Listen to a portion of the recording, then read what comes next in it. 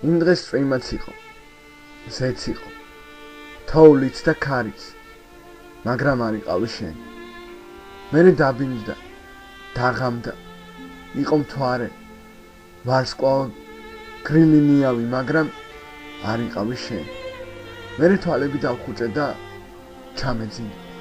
არავინ იცის გაუთენდება თუ არა ახალი დღე, მაგრამ მე გამითენდა. ნაბრძოლანმა, ნაბორგალმა სხეულმა სიცოცხლე იგრძნო და თვალები გავახინა. ადამიანები იტყვიან ხოლმე, ვინ იცის ხვალ რა იქნებაო, მაგრამ მე ვიცი. შენ არც ხვალ მოხ, არც ეგ, არც მაზეկ, არც ერთი კვირის, თვის ან წლის შემდეგ, არც არასდროს. არასოდეს არ მოხ.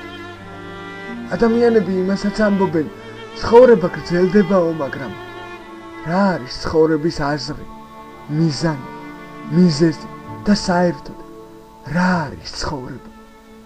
რა გრძელდება, რაც არ ყოფილა და რაც ვიცით, რომ ადრე თუ გვიან დასრულდება. მაშ რა ვქნა? ჩამოუშვა ხელები და სიკვდილს დაველოდო? იკითხავს ადამიანი. სიკვდილს არა, გარდაცვალებას უნდა ველოდოთ.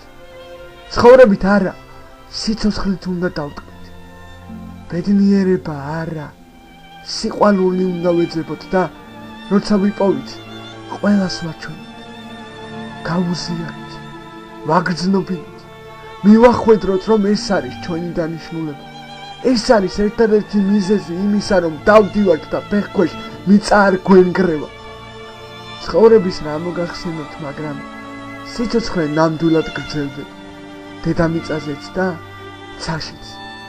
სანამ ასე სურს, დაუღამებელ ნათელს, ჩაუქრობელ სანთელს, ზეთამზეს, ნარადისობის განმკარგვალ ერთადერთ არსებას, რომელსაც ვერ ვხედავთ, მაგრამ გვწავს.